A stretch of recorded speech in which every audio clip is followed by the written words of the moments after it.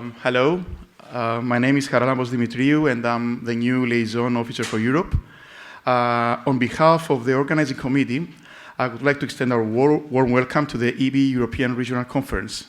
Today, we come together to emphasize and explore the crucial and importance of children's right to read, especially in these challenging times we live in.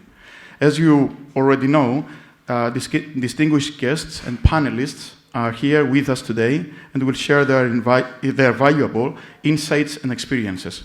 We are bringing together publishers, creators, reading promoters, researchers, and human activists from 12 different countries, featuring the importance of developing agency for children. Without any further ado, I will start with Elena Bazzoli, a small change on the program, because over the past months, we have relied on the fair for numerous procedural aspects for the conference, from providing venue, printing posters, offering day passes, refreshments during the break, technical support, video recording, and much more. Your assistance is really invaluable. This conference would not have been possible without the generous support of the Bologna Children's Book Fair and its director, Mrs. Elena Bazzoli. Really, thank you so much for supporting us. Please join us for a brief welcome. Thank you. So, good morning, everyone. I keep feeling, of course, I'm part of IBBY because I'm in the IBBY Italy chapter, and I'm officially part of IBBY. But in the meantime, let me say that I keep feeling extra part of IBBY because my experience in the executive committee was so great, and I'm still missing all that. But so meeting you here, it's a kind of refreshment and inspiring moments. So I won't keep it so formal. I just wanted to thank you very much, Doris, for organizing all this. I want to thank very much my team. I want to thank very much the other team that is Laboratorio delle Idee, because they really work in a passionate way to make all possible, to give all possible help.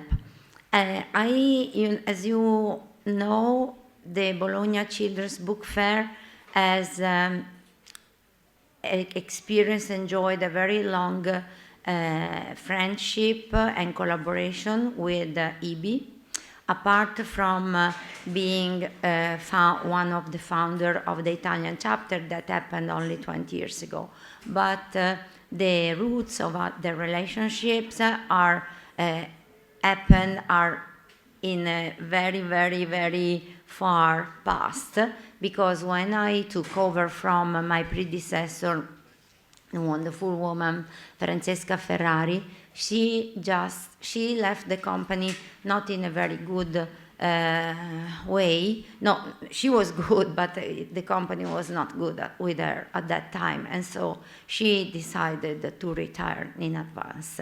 And so she was not and I understand, so open to give a big help, and then actually she gave me help because she loved too much the book fair. But she told me only 3 very things. You have to take care of this. And one of the 3 was IBBY. And she told me, there's no money around IBBY, so that's not a business thing. But you have to keep the relationship stable, because it is richness for the book fair. And so never forget that. Of course, I immediately got in touch with them, and then I kept on the relationship, and then it was thanks to Liz Page that the relationship became tighter, because when we had, actually, because then I went, the IBBY Congress in Auckland, Liz sent me a very nice message saying, we think that we can offer a representative of BCBF, one participation in the Congress for free. And for me, this gesture was so important because I decided immediately to accept this invitation. I went to Auckland, and then it all began for me because I was immediately involved. I felt involved not only because of the suggestion of Francesca and for the nice people that in any case I had already met, but starting from that day, that very day, my personal relationship became stronger and stronger and stronger. So I'm more than happy, and I'm more than happy that I can be here after 3 days that were absolutely overwhelming, happily overwhelming, but today I can say that I feel much more relaxed and so much happier to open a session than all the others that I opened because I was always in a stressful mood. So I'm happy to see there's quite a number of IBBY members participating, and I wish you a wonderful day. I will have the opportunity to talk a little bit with all of you later when we will have our dinner. So happy Congress, happy Regional Congress. Again, thanks to Doris and all the other members that helped her build all this. Thank you very much. Thank you.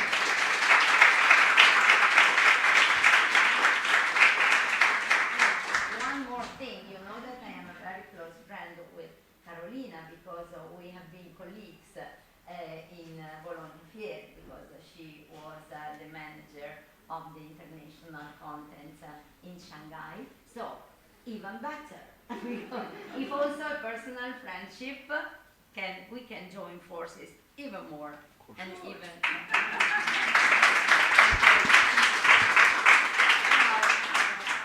I will show up later. Okay. Ciao. Ciao. Thank you. Today, we have the honor to have with us the president of IBBY, Mrs. Basarat Kasim. Mrs. Kasim, please come to the stand for a short welcome.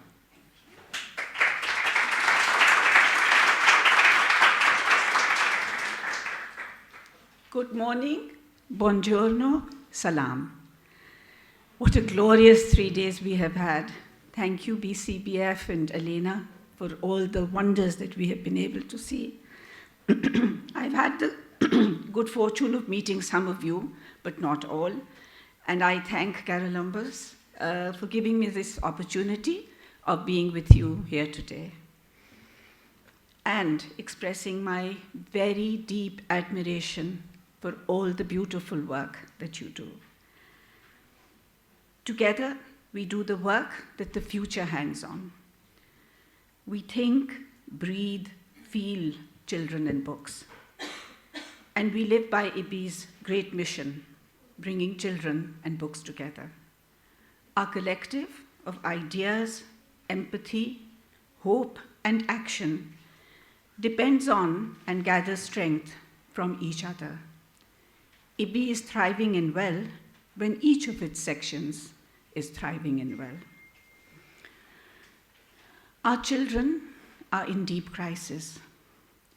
We launched a call to action in November 2024. As all of you are aware, our 2 libraries in Rafah and Beit Hanun have borne the brunt of bombs and war. The one in Beit Hanun has been completely destroyed, razed to the ground. The one in Rafah is very severely damaged. IBBY will rebuild them the moment we are able to. Please share our call for donations with friend, family, everyone. All donations, big or small, are welcome, for each donation is an act of love, giving, and commitment. Ask the children in your countries if they can design fundraising campaigns. How wonderful if we can share with the world that is so deeply in need of succor, that children care. They care very much. Indeed, they will set aright this upside-down world. Thank you all, the very best for all that you do.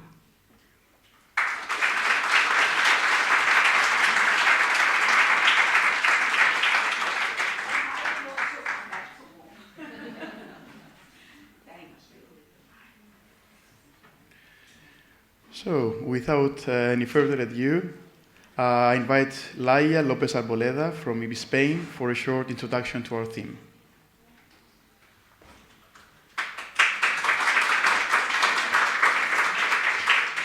Good morning and welcome, everyone. Protecting children's right to read, to be heard, and to access the widest range of books are the themes of this conference. Europe is facing a time of change, politically, socially, and economically. Culture, education, children's literature do not remain on the sidelines at such moments. Children's books are a tool for the transmission of political, social, and educational and moral ideas, and the adults who produce and make them available for children must be free from censorship and political intervention. In this context, what kind of literature are we able to offer to children? What ideas of childhood are driving cultural forces? What curriculum is on offer? Is encouraging participation and political discussion part of this? Is there censorship in children's literature? Are there books for boys and books for girls? And what are the taboos? This IBBY Europe conference will explore this situation and its impact on our work. We will look at the importance of developing agency for children and whether opportunities for these are threatened, at restrictions experienced by publishers, creators, and reading promoters, at impact on our organization and working life. We want to use this opportunity for shared reflection, for creative and countercultural resistance, and for exchange of ideas. We want to explore our collective commitment to the production of literature that respects and empathizes with children and protects their freedoms and their fundamental rights to access to books and have freedom of expression. Thank you very much and welcome.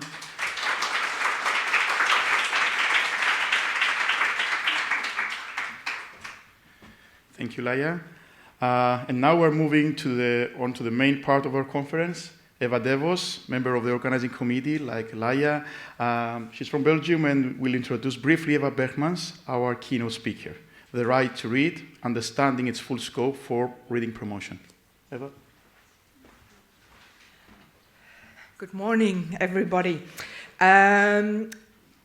It is my greatest pleasure today to introduce you to my friend and colleague Eva Bergmans. We both work at a main reading promotion organization, Iedereen leest, which translates into Everybody Reads in Belgium. Everybody Reads, it's more a wish than an actual fact. Eva studied law with a specialization in human rights and children's rights, and in the beginning of her career, she worked in Poland for an international organization. And after her return to Belgium, she worked for the University of Leuven. However, the main part of her career, she spent working for Amnesty International Flanders.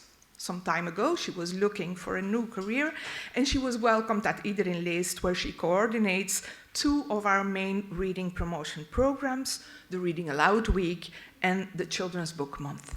I know that she is very excited to connect her knowledge and experience of her former career in her new job. So now I happily give the floor to Eva.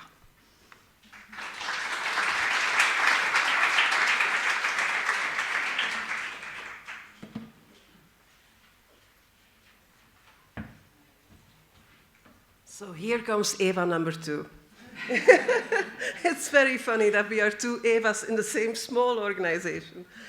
I am indeed very happy to be here in my new job working for Iedereen Leest. It's been quite a jump for me going from human rights activism to reading promotion, but I absolutely love it.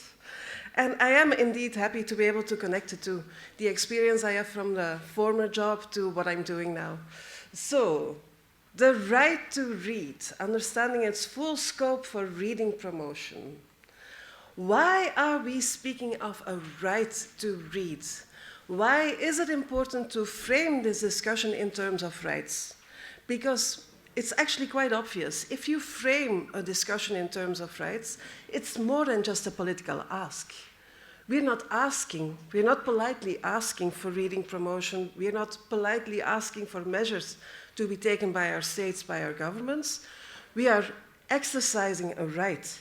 And more than this, it's a children's right, a right of the child.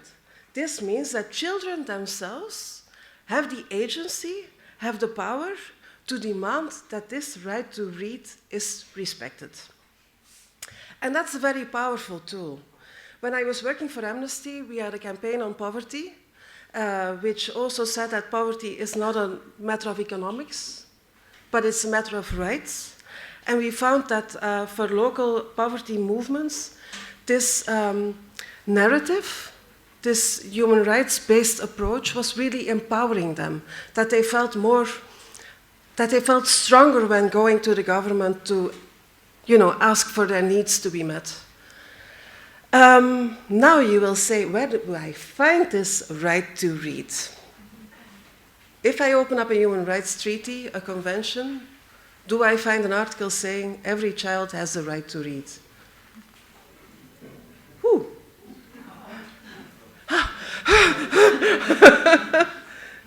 I go back. I'm not going to be doing this again. A small heart attack. Well, no. It's not there.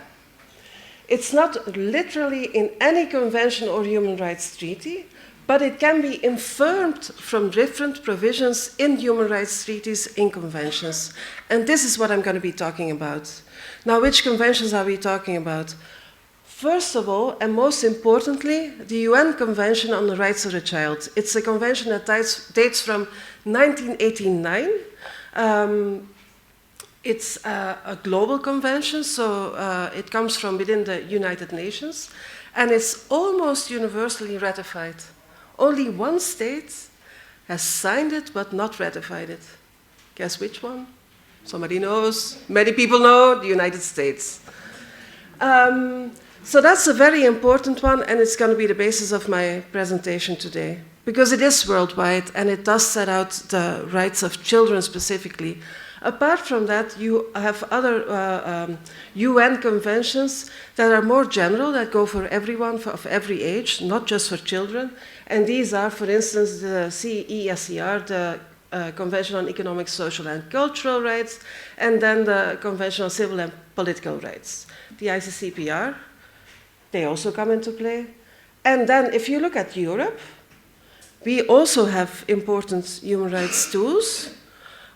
From within the Council of Europe, the European Convention on Human Rights, everyone has heard about it, which is enforced by a court, the European Court of Human Rights, and then within the EU, there's the EU Charter of Fundamental Rights, which is enforced by the EU Court of Justice. And then, of course, you will also find human rights enshrined in constitutions. It's not just on the supranational level, but also on the constitutional level and in the laws of every country. But then we speak of constitutional rights. In practice, their meaning is often the same. So moving on, we go to the UN Convention on the Rights of the Child. I'm going to have a quick sip.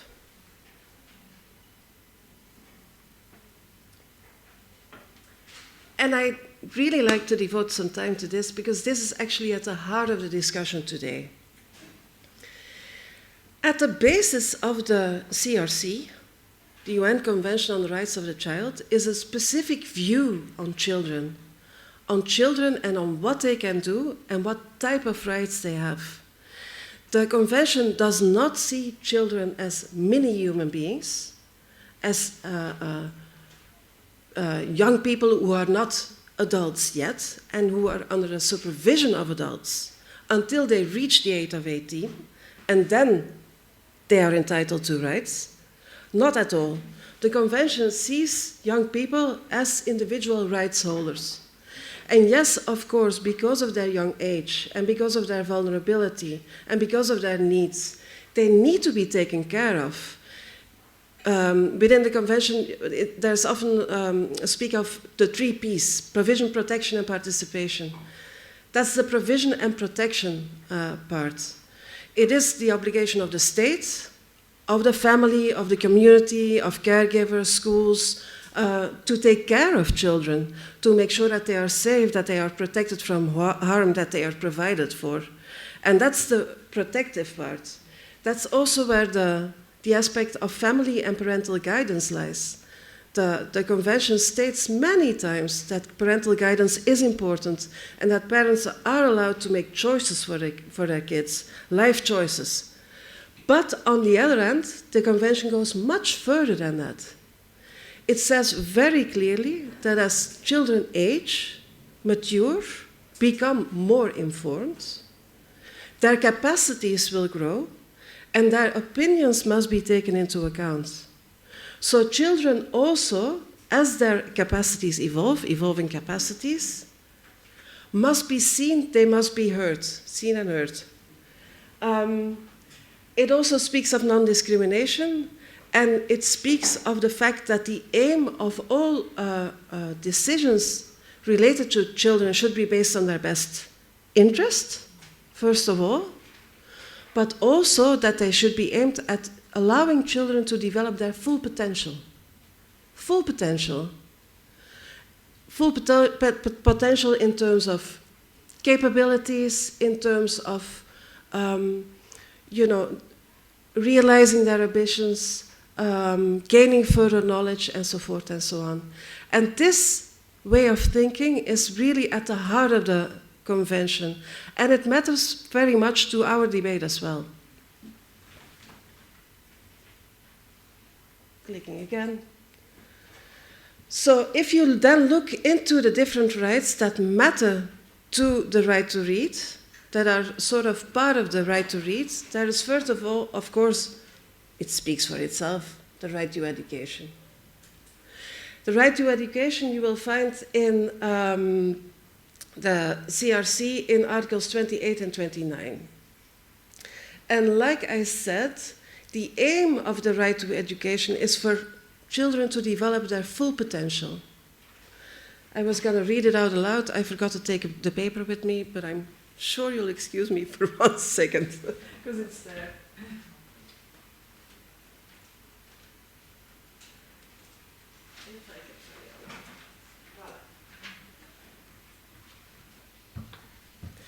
It says here, the education of the child shall be directed to the development of the child's personality, talents, and mental and physical abilities to their fullest potential.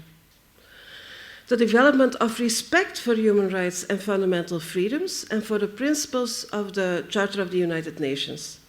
The development of respect for a child's parents, his or her own cultural identity, language, and values, for the national values of the country in which it is living, and for civilizations different from his or her own.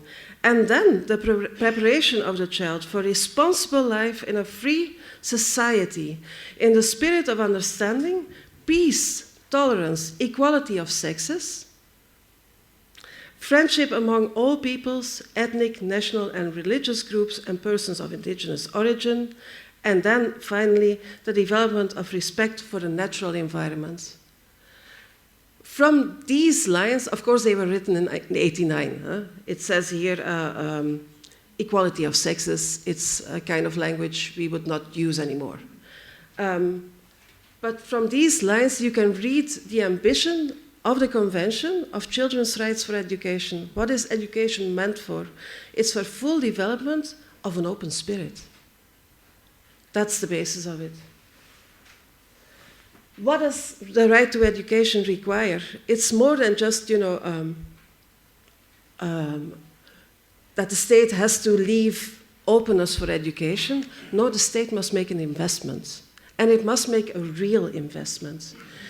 If you look at the recommendations of the Committee on the Rights of the Child, the supervisory body, it will ask for states to submit action plans to explain what they are doing to realize the right to education. And they must indeed make a financial investment according to their capacities. But if, for instance, such as in the UK, 49 libraries per year are closed, the state will have to explain why. Is there really no money to keep these libraries open? Because it should be a priority. It is expected to be a priority, so why don't you do so? It also means, and I am basing myself here on a paper published by the International Literacy Association, a paper on the right to read, that the state should provide for supportive reading environments with knowledgeable literacy partners. And that means, of course, teachers, librarians, parents, even, all kinds of people who are involved in reading and helping the child to read or to develop its reading potential. Now, right to information is the second one, and it's maybe the most important one right in the CRC for the right to read. Because what does it mean? The right to information means the right to impart, seek, and receive information. And the idea here is that you cannot develop fully your thinking, your mind, your cognitive and emotional capacities if you are not properly informed. You need information from all kinds of different sources, different types, to be able to develop your thinking. And so this is why the right of information has a very central role in children's rights. And this is special because in the article pertaining to the right to information, it says specifically that the state should encourage the production and dissemination of children's books. Now, that's something you don't find in every human rights treaty, but you find it here. So you know that you can point your state to the fact that it's supposed to encourage this positive reading environment. Also important to the right to information is that it also holds a choice in it. Especially for the current debate, this is important. As children age and mature again, as the capacities evolve, they should be allowed to make choices themselves as to what they read. Of course, it is obvious that when a child is very young, when you're a baby, when you're a young child, there's others who make the choices for you. Adults make the choices for you on what to read. They present you with books. But as you grow older, you must have the choice yourself. And this choice must be presented to you in libraries, in schools, everywhere a child may come to read. This also encourages reading pleasure, of course. If you have a choice what to read, if it's not just, compulsory literature, as it used to be when we were younger, reading lists, then you will have more fun reading and it will encourage your reading. The right to information also holds a non-discrimination part. In the information, in the books that are provided to children, there should be no discrimination, there should be no racism, there should be no hate speech. That's the negative part. But on the positive side, it also means that there must be inclusion, that different sets of views, that different sets of values must be included in the books provided to children. And it also means, importantly, that literature should be provided in minority languages, because it is important that a child gets to read in its first language. And that is also explicitly stated in the Children's Rights Convention, that the linguistic needs of the child who belongs to a minority group or who is indigenous must be met. So that means for Europe, for instance, where there are minority languages in a country, there must be books available in these minority languages, even if it takes an effort by the state to maybe finance the production of such books. You could also infer, you could also think that maybe for children of non-national origin, who speak a first language at home that is not the language of the country, that also books must be provided for them to at least encourage them to start reading, to develop their reading skills.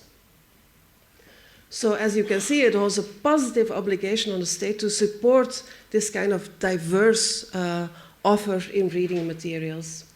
And here comes also the debate on censorship. But we will talk about this later. I have to keep an eye on the time.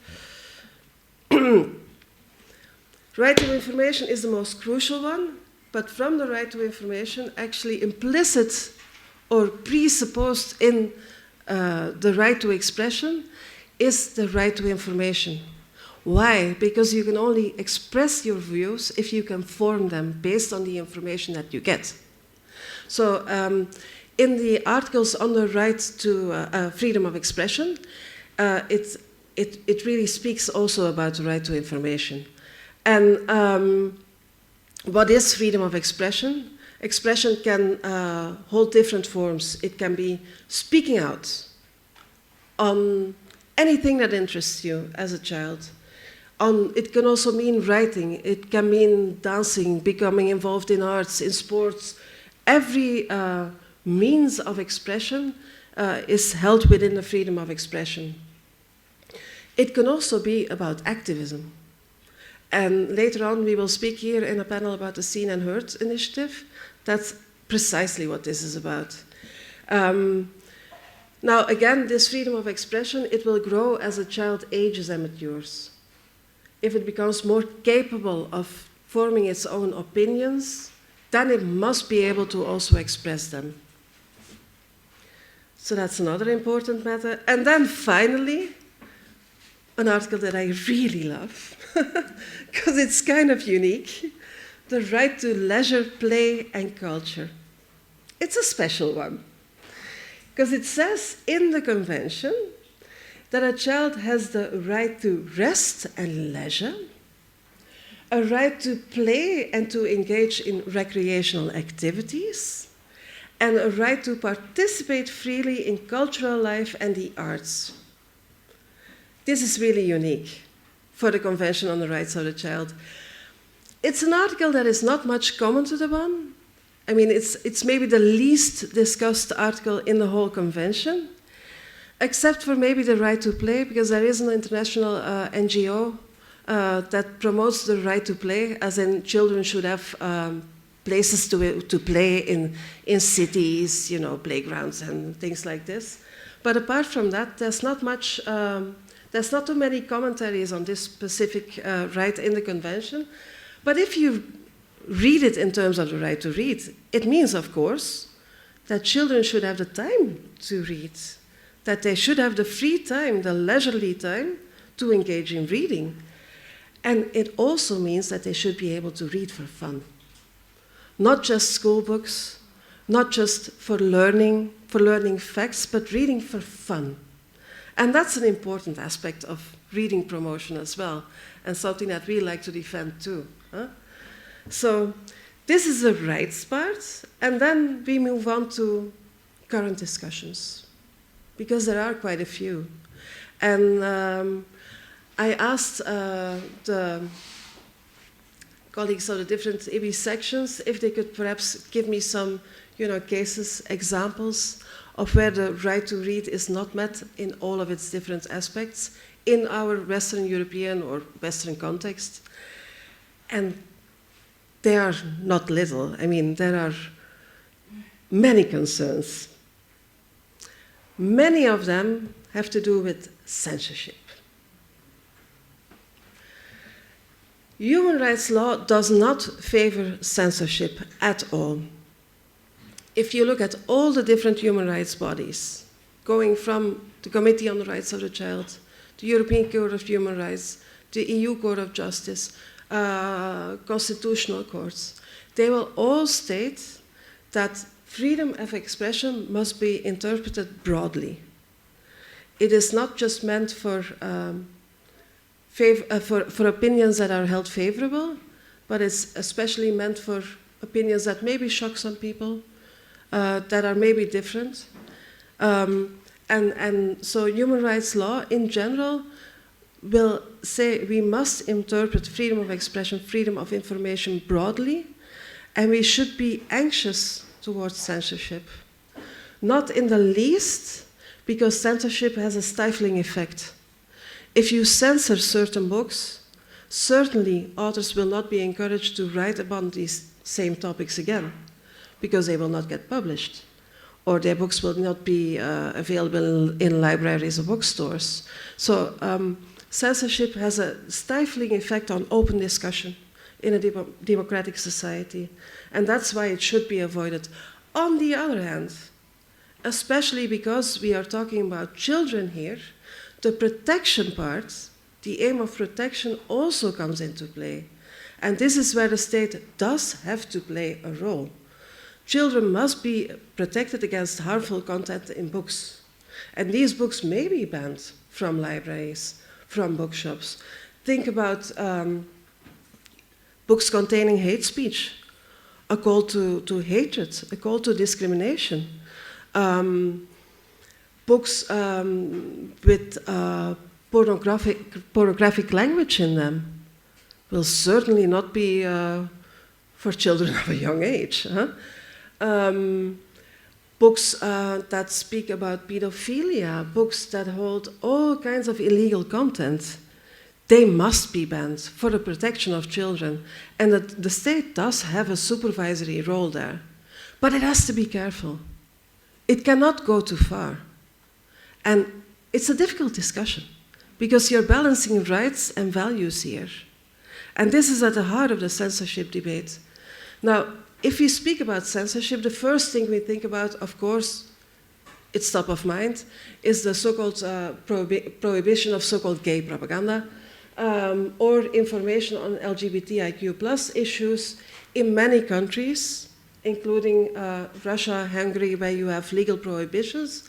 But you know, there's discussions in all kinds of countries, not just Poland and in Ukraine, but even in my country, Belgium. It's something that immediately comes to mind because it's an extreme form of censorship.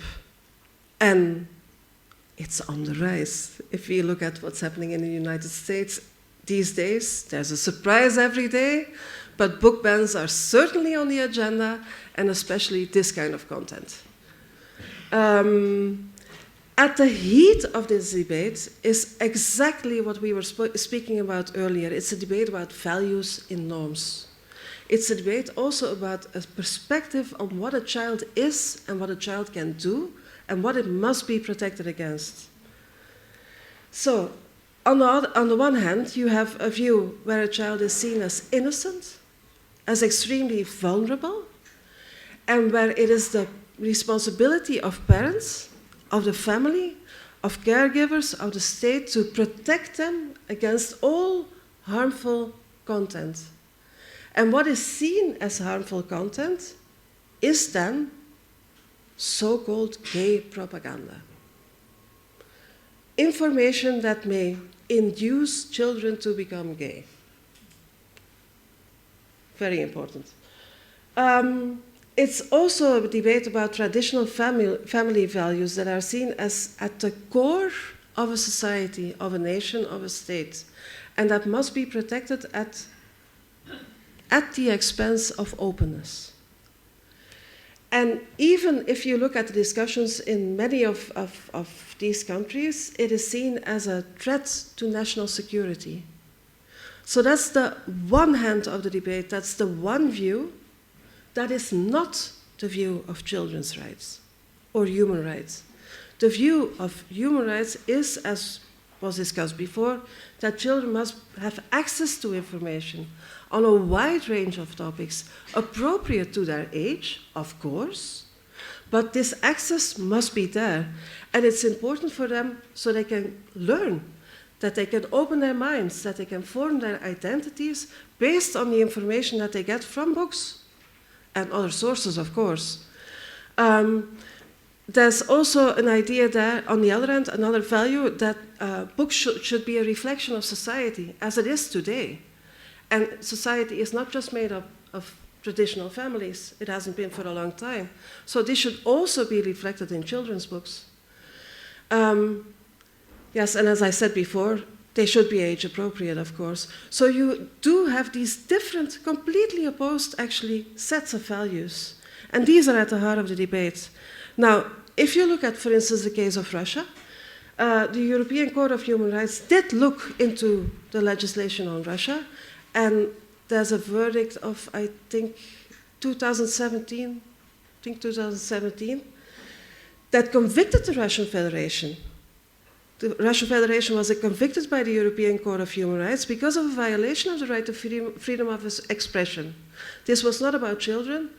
The plaintiff was an adult, an activist, but still it did find a violation of the right to freedom of expression and non-discrimination. Meanwhile, Russia is no longer a part of the Council of Europe. It was expelled because of the Ukraine. But on the other hand, there's also jurisprudence by the Russian High Court, which bases itself on the same rights, the same, principled set of rights to speak about parental guidance, about protection, about national security. And you will find all these words in constitutions and in treaties, but they are misinterpreted there in a way that is not correspondent with children's rights law and human rights law.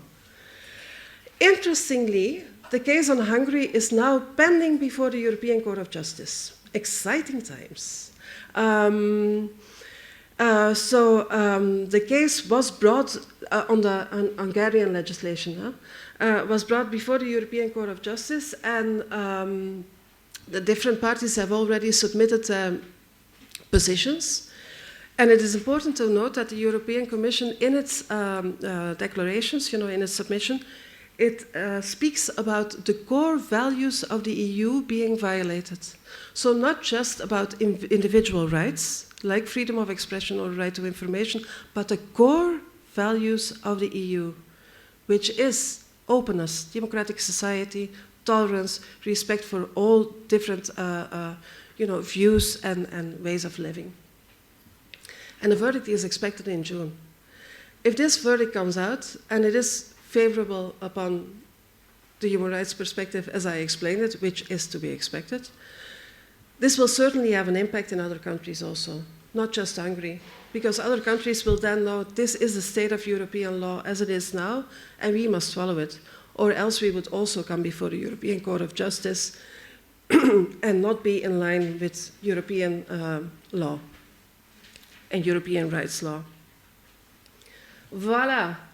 Other cases of censorship, small letters, are the so-called, this is what I got from the IBBY colleagues, library wars, a case in Germany where a reading session for families and children by persons in drag led to a lot of discussion, heavy criticism from the extreme right, and again, with the same narrative of this doing harm to children and so forth and so on.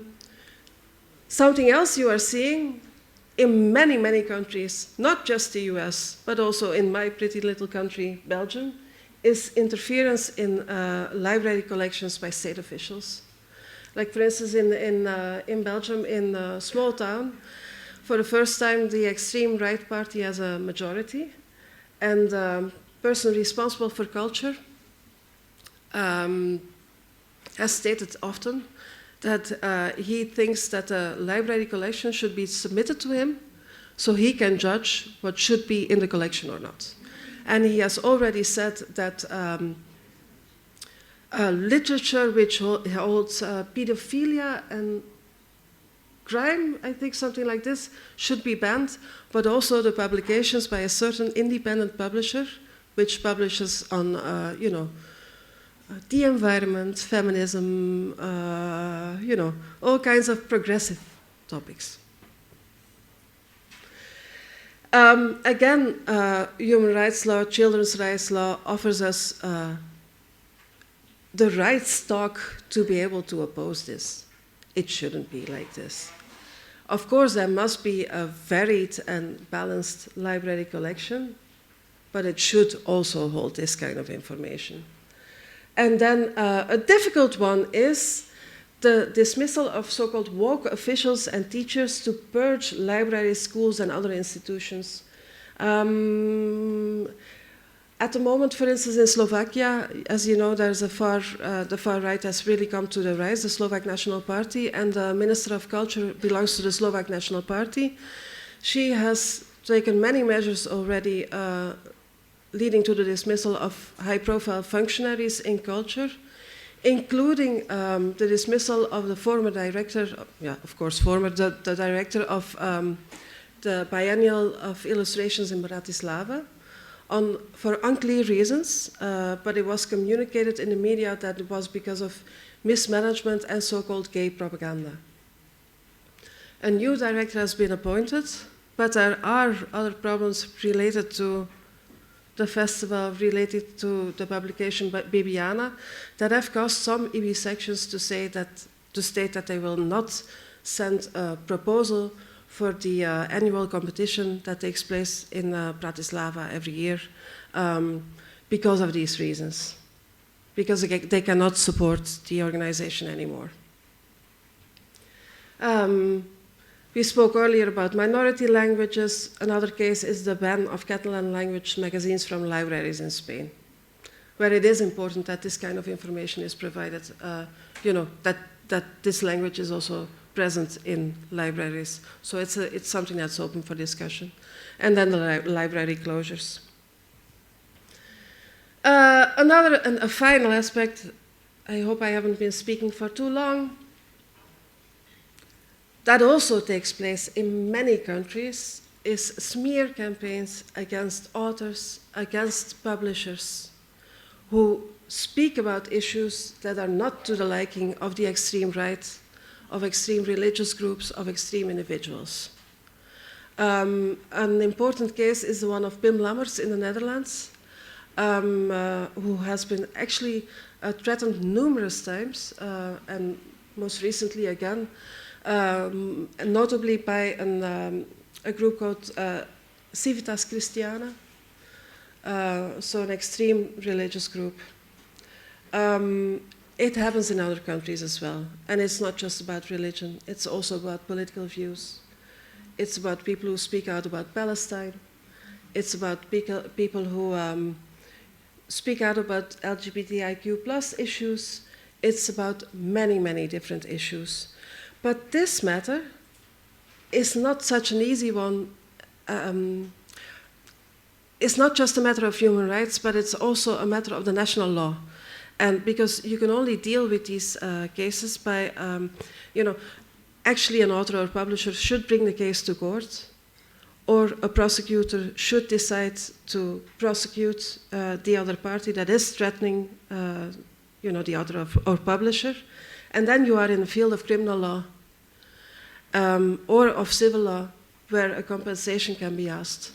So it's not just a direct measure being taken by a state, as would be the case in the decision to open another library, but it has to go through the court system.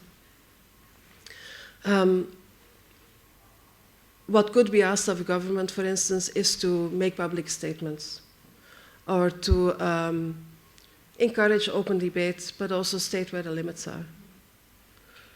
And then to end on a positive note, it doesn't all have to be negative. There are initiatives that are encouraging, because if these negative things are happening, there must be a counter-movement always. I'm an activist. And you do see counter-movements. Like, for instance, in Belgium, there is now a move on, to develop a charter on the core values of library collections.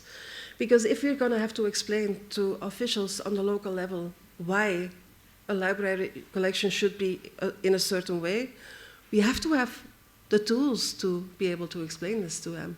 We have to have, this set of values explained very clearly and firmly to counteract this negative discourse.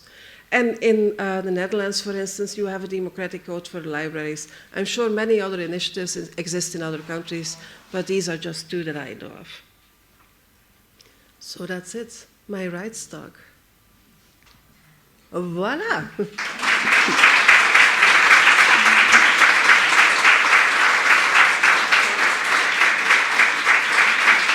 I'm not and we move on? Or is that, was that supposed to be time for questions? Because we are running a little late, maybe? 5 minutes? Anyone have a question? No questions? That's fine too. Okay, well, thank you. Is there a question? I don't think so. Oh, there's one. Ah, okay.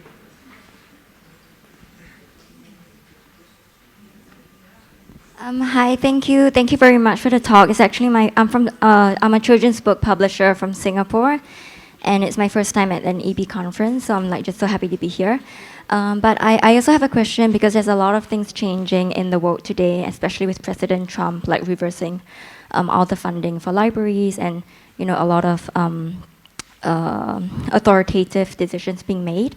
But not only in the US, but also countries like France and Italy violating international sanctions by allowing Israeli individuals to travel over their airspace when it's it's international law by the UN not to be able to do this. So I'm just wondering, in the next 5 years, because I think in Asia the consensus is that we are seeing a decline of the influence of neutral bodies like the UN, and where do you see this going, and what can we do about it?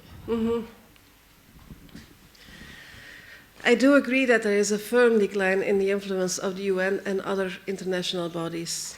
We see a reversion to nationalism, national interests being put on the forefront rather than the international idea. And you see it on all levels, and you see it in many, many countries in the world, not just the US, as you say, but everywhere, actually. I think my only response would be, and this comes from a human rights activist, it's in the responsibility of citizens. States may want to do whatever, political leaders may want to do certain things. If we, as citizens, do not oppose them and make our voices not be heard, there's not going to be any difference. And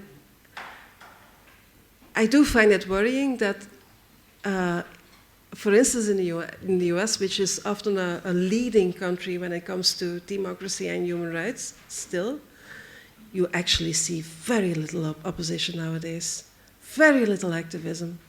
So I hope that there will come a point when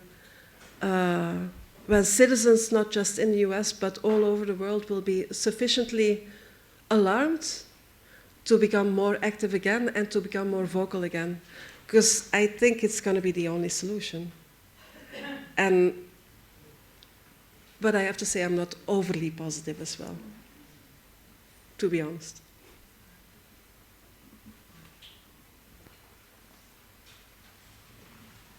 Thank you.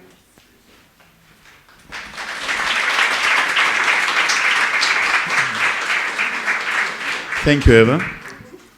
This was a strong start, giving us a lot to think about. It's time now for our first discussion panel that will be moderated by Doris Breitmoser from IBBY Germany. And this session will delve into the challenges of promoting freedom of culture in politically unstable environments. We look forward to hearing your invaluable sights, our panelists, and experiences. The floor is yours. Doris?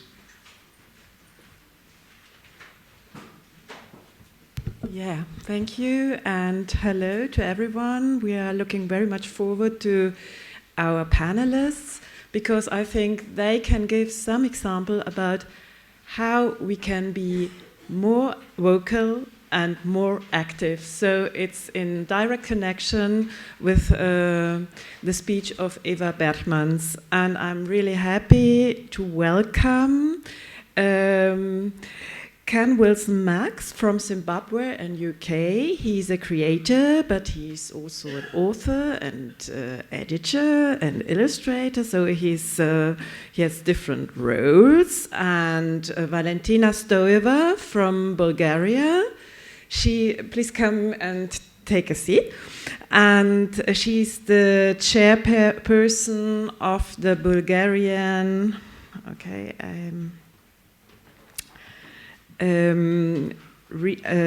she's a reading promoter, and she is also the chairperson of the Children's Books Foundation Bulgaria. I wanted to get that right, sorry. And we have from Poland, Mateusz Świetlicki. He's a professor at the University of Wrocław. And last but not least, because she will be our very first speaker from France, a real activist, you know her from the IBBY award as well. We have here with us Marie Aubinet. And Marie while you are speaking, we will show a film that will run through, and will not be directly connected with your speech, but just to give you the feeling of her work and what she's doing. And I will try for a moment just to set up the film.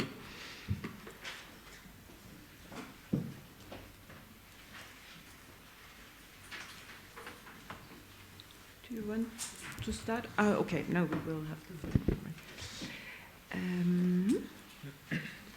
And the films are without audio. It's running. Yeah, it's okay.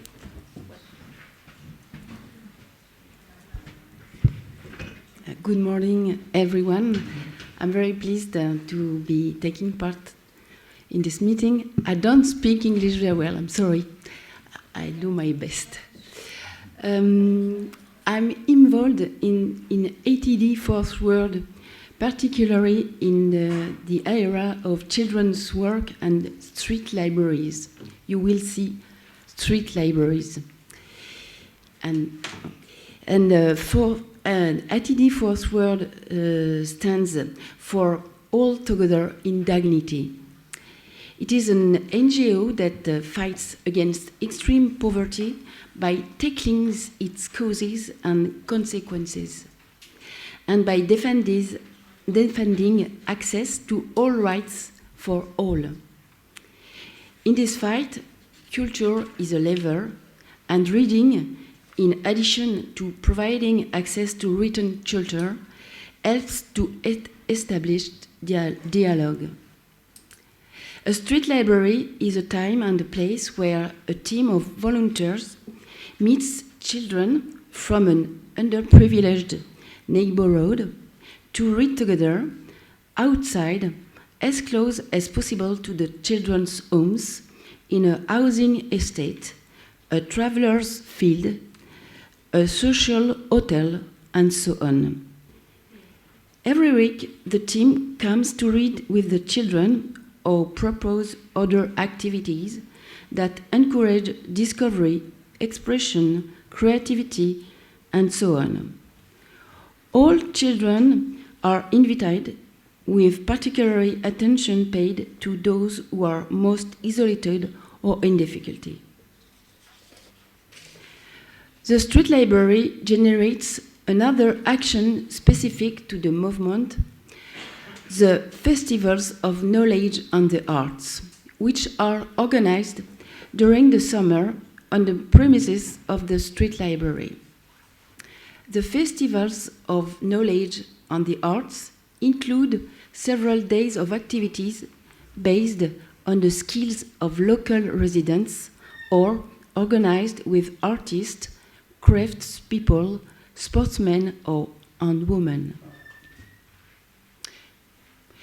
The European political context has changed in recent years with the emergence of ideas that are contrary to humanism and democracy. They are the opposite of those we defend in our movement, where we seek respect for fundamental rights for all, for a society that protects all citizens. They seek scapegoats and stigmatize the most vulnerable, where we aspire to build an open and peaceful society based on social and environmental justice, emancipation, and genuine democracy. They create a climate of fear and hostility, dividing people into us and them, inciting hatred towards certain communities, or using fear-mongering about external or internal threats. What can we do with books against this threat? We cannot change everything, but we can act. I have identified 2 ways in which our organization can act around our action with books. The first action I would call Reenchanting the Future. It's a project that our organization has just launched, linked to the Knowledge and Art Festival taking place this summer. Participants in these encounters, children and their families, will be invited to explore the neighborhood in which they live, to take the time to look at how we live there, what we see there, and what we would like to see, how we would like to live there, to live. Sorry. Observing this real world touches on profound questions about the values and economic, social, and environmental systems. Do you want me to put the other film? Or later? On, yeah. Yes. It's fine. Observing this real world touches on profound questions about the values and economic, social, and environmental systems that govern our lives. Imagination becomes a political space where we can question existing structures and imagine what a better world would be like. In particular, the project opens the way to thinking about the environment and living together. The 2 are linked, and it's a question of knowing how we can live together while taking care of the living, all the living. This project is a way of ensuring that we don't remain impotent. It's thinking at a standstill that is dangerous. The second action we can take is quite simply to continue and develop more than ever what we are doing around books with street libraries. Because books are a tool of emancipation through the very act of reading and through the content of what we read. About the act of reading, American neuroscientist Marianne Wolf, a specialist in child development and brain activity during reading, explains that the ability to read attentively has a direct impact on the ability to think, because it requires something very precious, long-term attention. She explains how deep reading is threatened by digital culture and the omnipresence of screens and social networks. About of content, reading offers the individual a mental space in which to evolve. It opens us to the otherness, diversity of knowledge, reinforces empathy, allows us to forge our own opinions, and so on. It contributes to the freedom to communicate our thoughts, which we know to be one of the most precious human rights. But we face a challenge in carrying out this action. We have to face up the competition from screens. This is a very important question, but I will not go into it here, as it affects everyone, adults and children from all social backgrounds, and doesn't especially concern the populations we meet. I will, however, make this clarification. Those who read a great deal have a wealth of resources to help them with their on-screen reading. On the other hand, those with less knowledge have a more limited capacity for interference, deduction, and analogy, making them susceptible to unverified information or even fake news or pure invention. The danger is that they don't know that they don't know. And children from disadvantaged backgrounds are generally among them.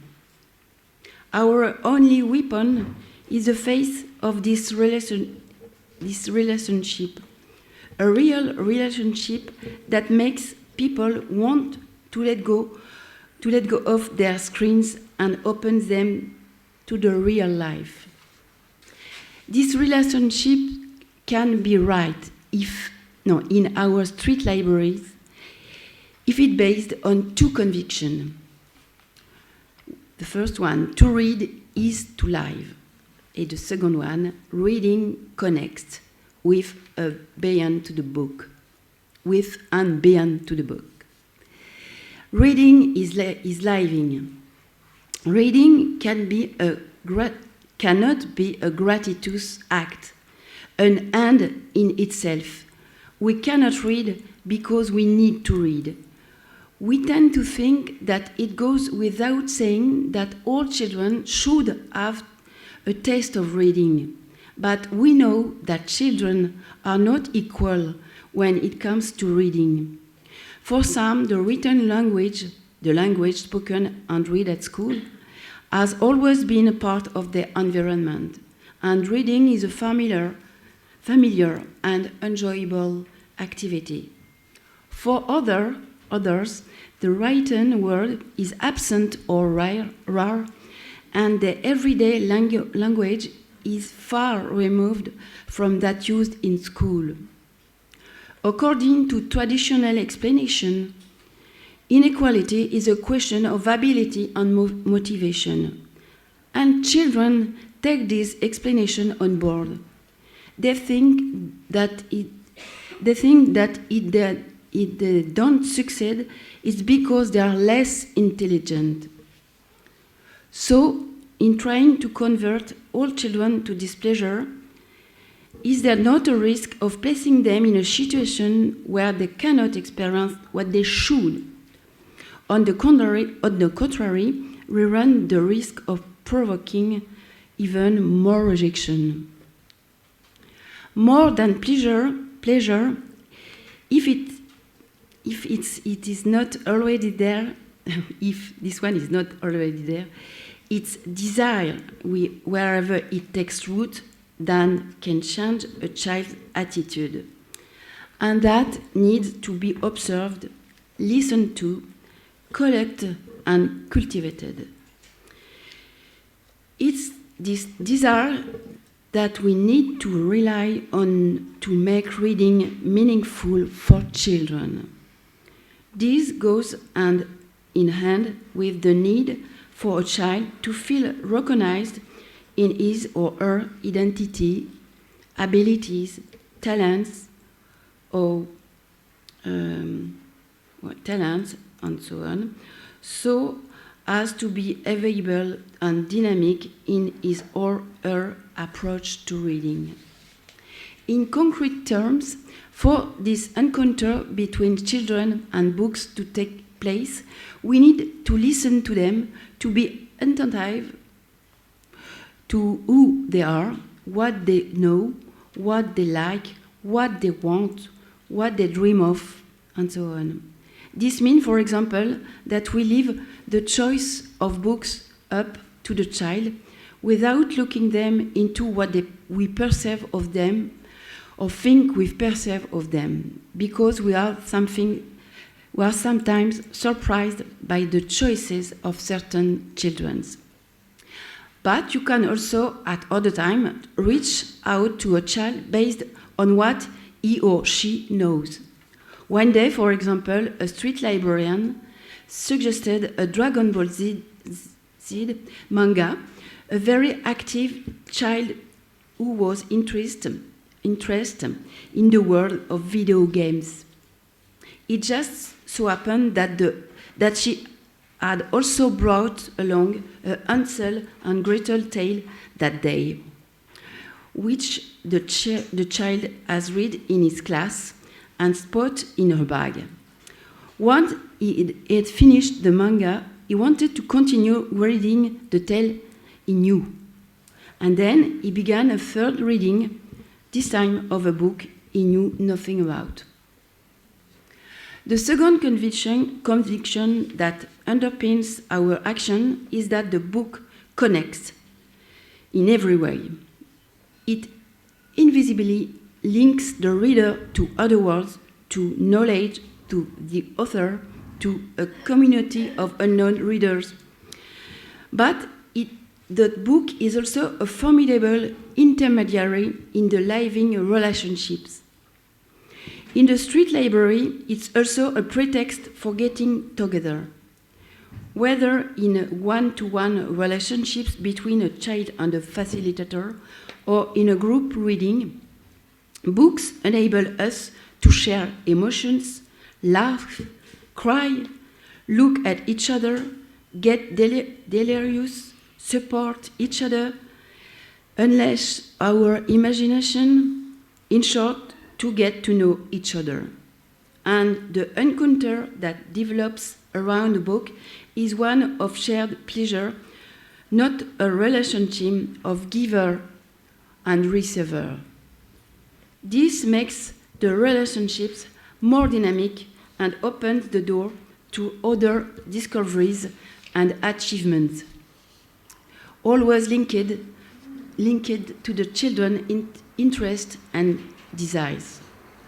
And this way of reading creates a virtuous circle.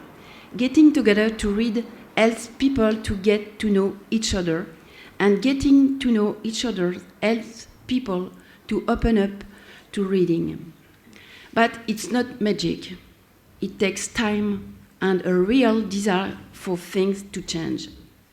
This is how a team from ATD in Mexico carried out a wonderful project with teenagers, which led them to build a library in the neighborhood. Mexico is a long way from Europe, but this example is a great way of working with teenagers. And the ideas could very well be taken up elsewhere.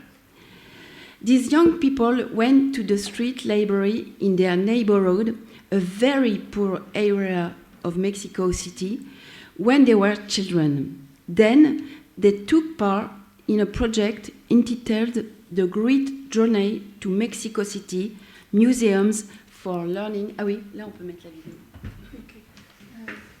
Oui, c'est fini, c'est presque fini. Okay, c'est bien.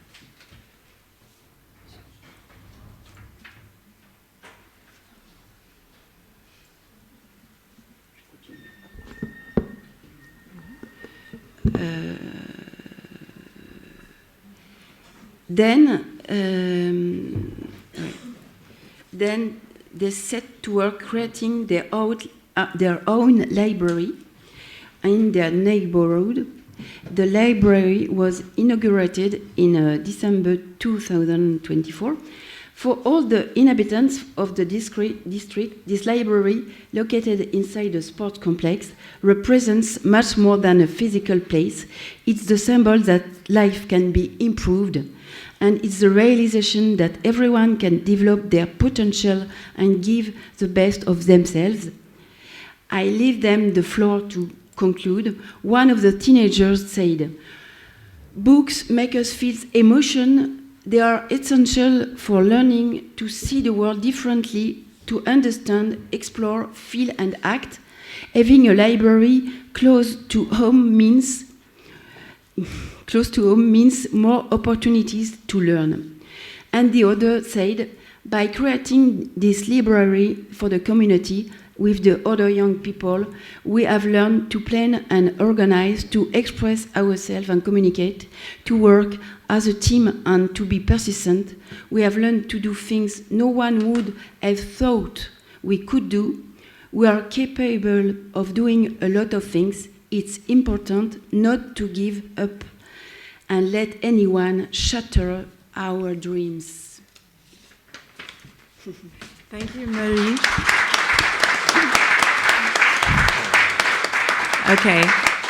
Thank you so much, Marie, for sharing experiences from over 20 years. You have been working in street libraries, and we ran a little out of time, so we will have at the end of all the presentations some time for questions. But I just want to sum up that, well, we already talked yesterday that you are truly working on the right to culture in disadvantaged areas that for over 20 years. And you told me that there are two key facts. One key fact is, of course, the selection of books, but the other one is the relationship. And I think this became very clear, and I want to thank you, Marie. Thank you. Okay, so, yeah. Maybe you can change with Ken Wilson-Max. We will have his presentation.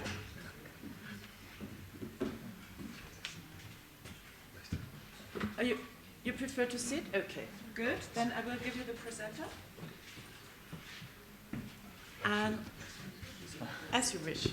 Okay, maybe it's easier to talk while. Okay, this water wasn't used. Just a few words. We already introduced Ken Wilson-Max. He's a multi-talented person who is a creator, but now also an editor. He's editing a new imprint at HarperCollins, and he will tell us what it is about and what is the meaning of the word kamusha. But anyway, one thing he told me yesterday when we talked about our panel, he said, yeah, publishers are kind of gatekeepers. And I think that's a very important issue we didn't talk about yet. And we are very curious to hear more about this idea of the gatekeepers, publishers. Thank you. Good morning, everybody. So I'm Ken Wilson-Max. I am a Zimbabwean, and I've been living in the UK for a number of years. And I think I've spent more of my adult life in publishing than anything else. I started off as a graphic designer, designing many of the political, social-political sort of messages in Zimbabwe just before it became independent. So 1980, 1981, I was still a teenager at the time. And slowly but surely began to realize that that path was not for me. Making political statements, putting your life in danger when you're 16, 17, 18 is just, yeah, it takes a toll on your body. So and your mental health. So what I decided to do was I wanted to do something completely different. I was a pretty good illustrator at the time. I had just won the Brno Biennale silver medal for illustration at something like 18. And I thought to myself, what can happen now?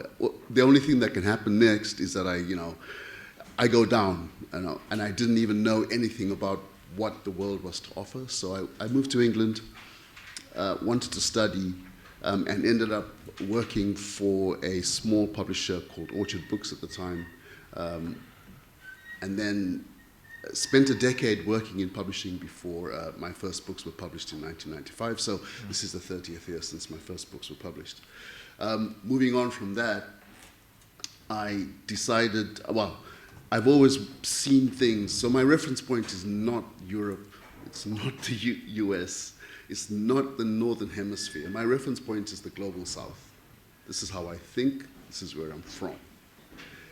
And I always take that opinion when I'm creating books. I'm always thinking, what do the people where I come from want to read? How do they want to be represented? And what I found in publishing was that that view in particular is rare, if not never, it's never acknowledged. The Global South does not have a view in terms of a global publishing. And I really wanted to change that.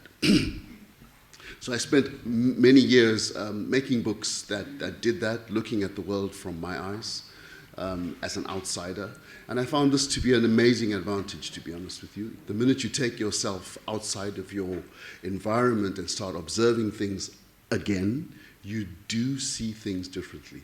And this has been the course of my professional life since.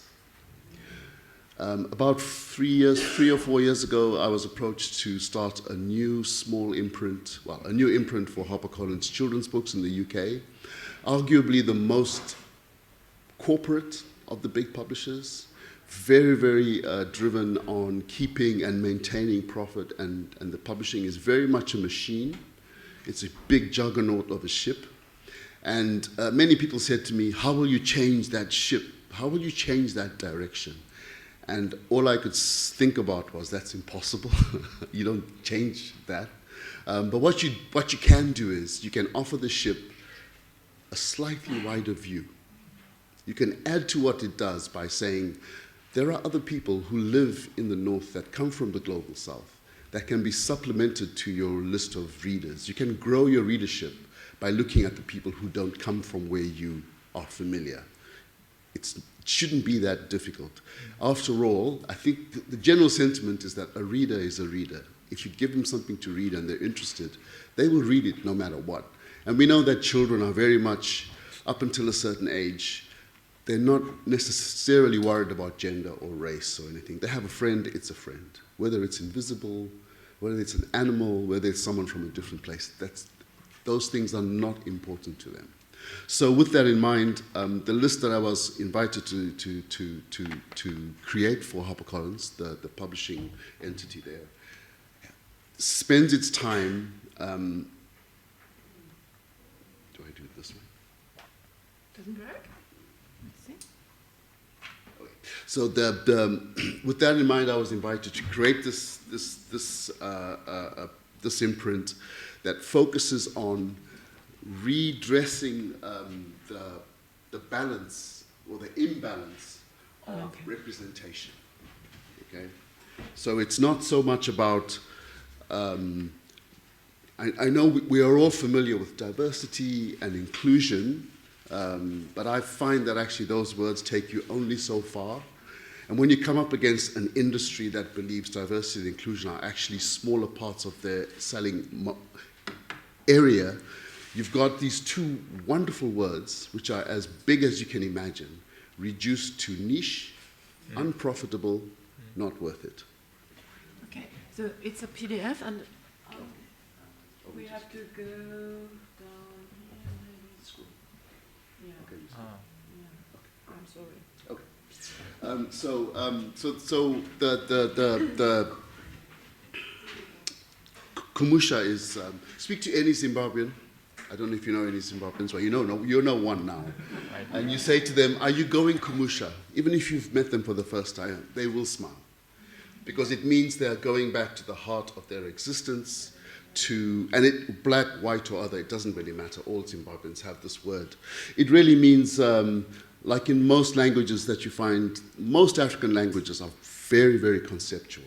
So they can talk to you about the spiritual world, grocery shopping, the sport, all in one. There's no difference there, and it makes life very, very interesting. But kumusha means not just the building as we see, not just the bricks and the mortar, but it means actually the place that pulls you back all the time. So for some of us, it might be the lochs in Scotland, or it might be the Alps, or it might be the seaside in Spain. So it's the place that pulls you back there, where you feel most at home.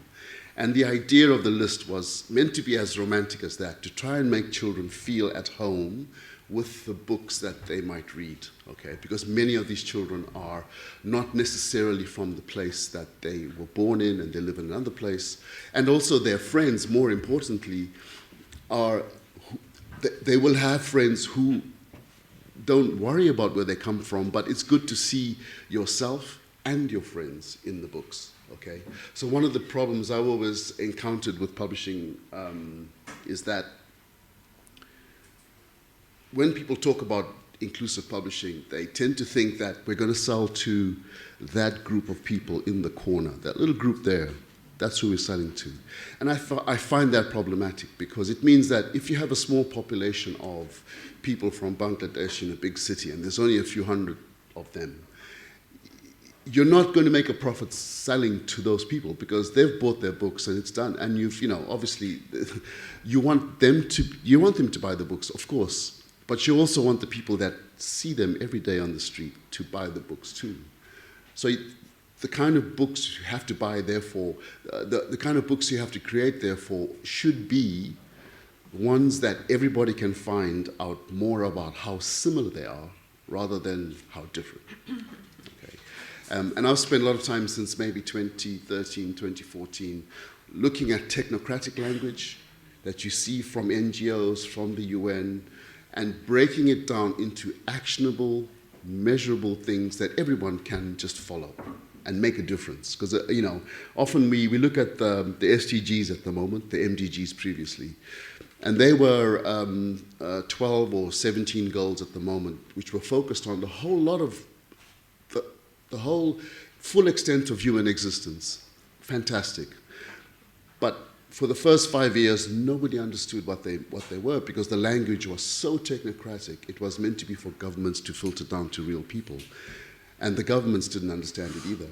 So I spent a lot of time criticizing that, and realized that maybe I should create books that turn these goals into things that ordinary people can do on a daily basis, and understand that they're making a difference. So the list that is here is set up to address the imbalance of representation in children's books, and bringing stories into the UK and the US and the Northern Hemisphere has an opposite side. If you want to sell the books to the people that come from the world, my remit is to sell globally. And the first thing I requested was that then we should buy globally too, because it's a dialogue. Okay. Here are a sample of the books that are out at the moment. We have three picture books there, and these give you a clear sort of idea of, we're trying to take books that are for everybody, and we're trying to elevate them so that they are things to be really enjoyed, but they can also be found in shops anywhere, we hope. We Are Like Birds, for instance, is written by a young person from Argentina. It is a story of a girl who is with her family traveling because one of the parents has a job. So it's a book about migration, but it's not necessarily forced migration. It's not a refugee. There's no drama there at all. In fact, the story is about how you have to adjust yourself to change, and how, if you have family around you, they can help you adjust to change, because all of us are changing and adjusting. So it could be about someone simply moving house. In this case, her parents tell her that "we are like birds" comes from something her father says, which is like, we're like birds. We build our nests wherever we go.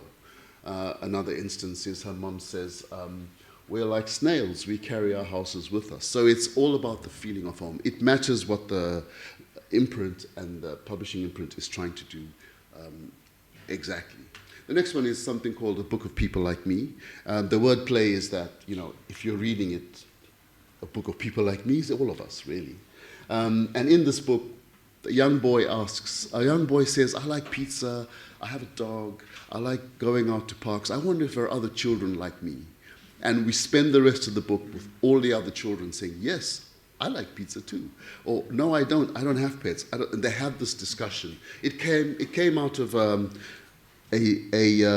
workshop I did with a group of children where I was lost for words at some point. And I said to them, okay, let's talk about it. Give me the first word that comes into your head. And I said, I remember I said, artichokes. And a child went, fartichokes.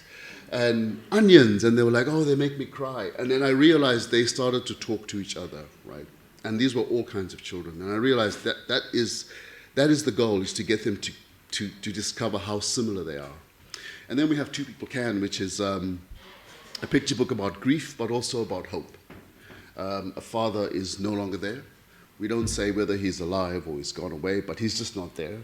The child is not able to deal with it in the first half of the book and, throws a tantrum. And then the mum throws a tantrum because she's also a bit tired. But they realize that the presence of the father is still there because he used to tend the garden outside. And so they decide that the two of them who are left will keep his memory alive by making the garden happy again, doing the things that they can together, and living. So it moves from being potentially very, very sad to something which is more about hope and living, actually. And then this last set. And then we also do things for younger children. The first for the row on top is actually about the food chain. So those are all predators, if you know your biology.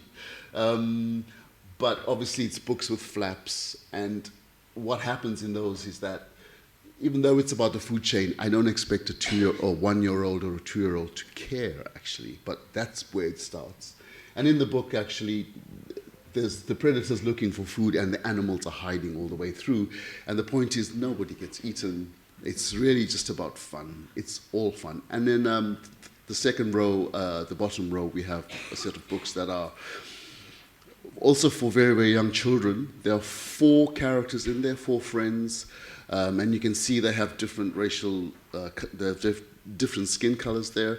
But also as you go through the books, you realize that you can see a little bit of their homes, what's happening behind them, where they live and how it works.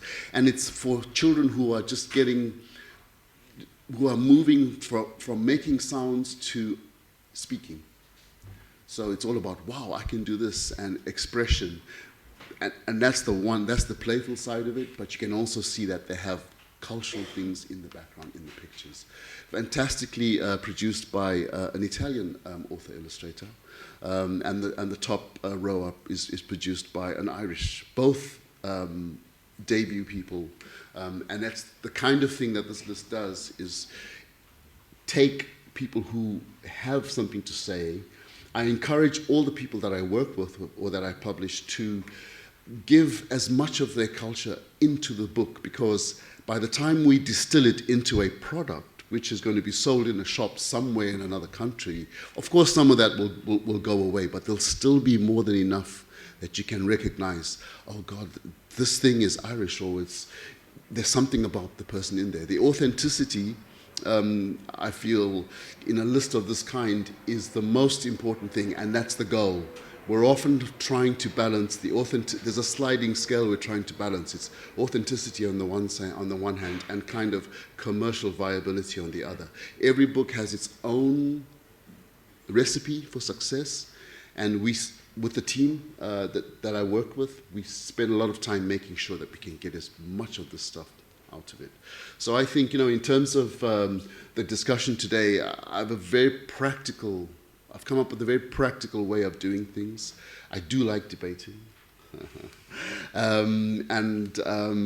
That's it. Thank you very much.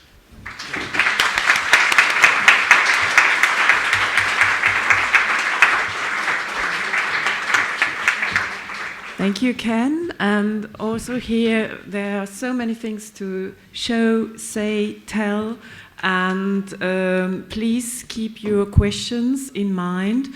For the end of the panel, we will go ahead and find a little more out about where can we get access to certain books. And therefore, we have here with us Valentina Stoyeva from Bulgaria, And as I already told you, she is a reading promoter. She's from the Children's Books Foundation in Bulgaria.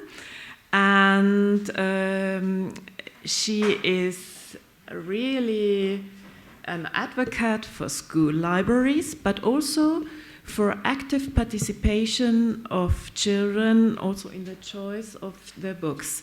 And we will try to get your presentation. I know, that's right, you don't have one, so we will just... This is nice. Do you want to keep that? Yes. Okay, so you're all linked. Because we do not have good. that kind of books in my country. You see.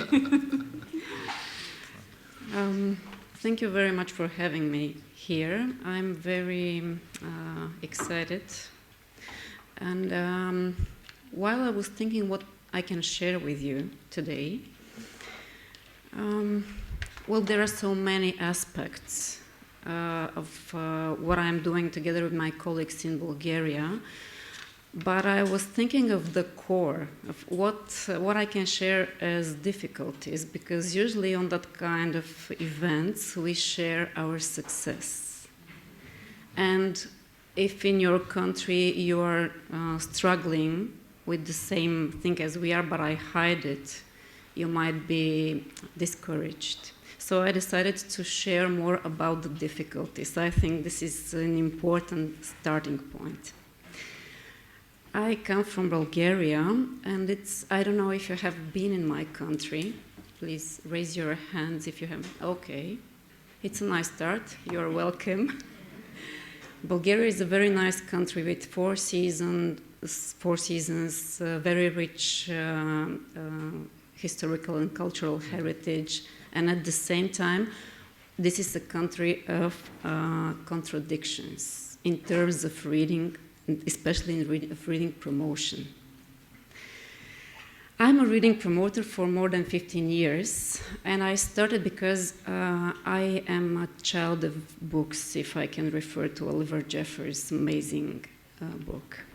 I was raised in a home where my parents and my grandparents read to me from the very beginning. And I was sure that everyone had that chance to be raised in such a family with a very rich home library. And then when I gave birth to my daughter and she started school, I realized that it's actually not the case for many children in my country. It turned out that my daughter's classmates had no access to books, no one read to them, and they had very narrow mindset for many, many topics. That's how I actually became a reading promoter. At first, I was sure that we should show books to the children, and it is enough, so that they turn into readers. And I agree with Ken that a reader is a reader. But then it turned out that it's not a fact for every child, because actually reading is not natural. And here I refer to Marie's speech and to Marianne Wolf, an amazing scientist. We are not genetically predisposed to become readers.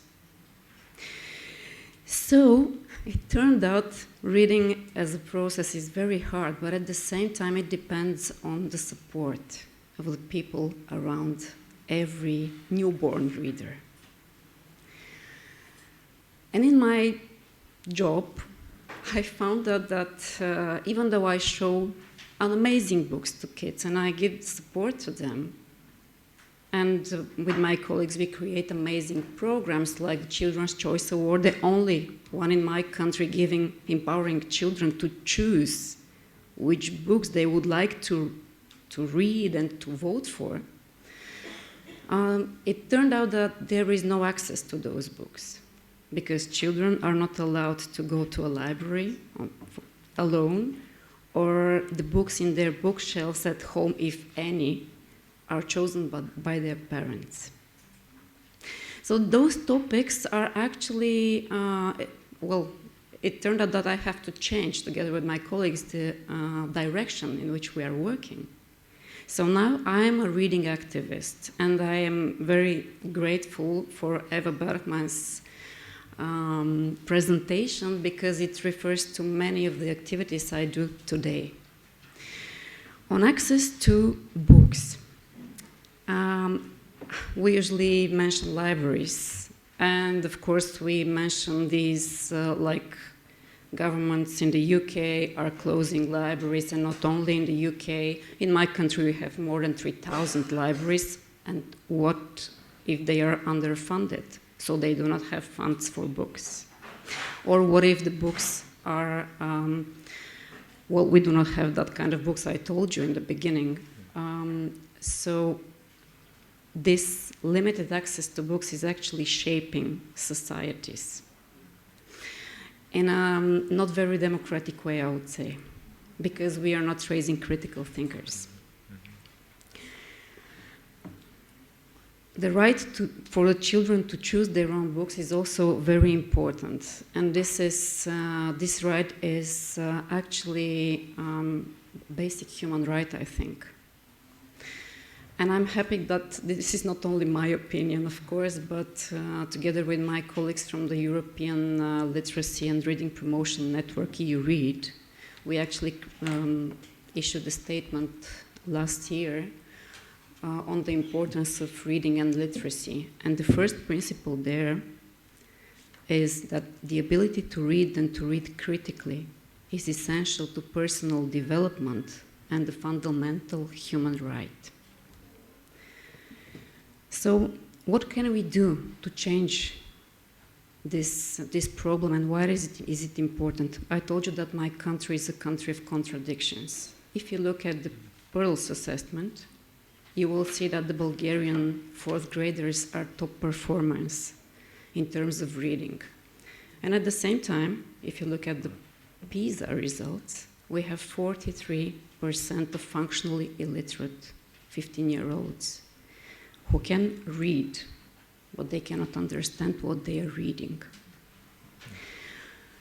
This is the biggest problem of all, because access to books gives you the broader mindset, but it also empowers you to know that there are other people that should be represented. They have their rights.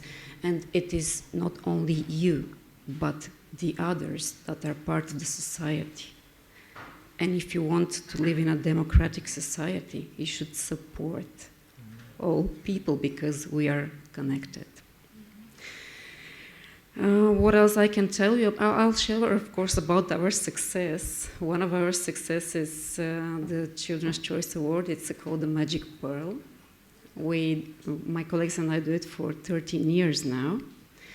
And we empower children from 3 to 16 to choose their books. Of course, we are building a chain, so we are inviting parents to read to their children.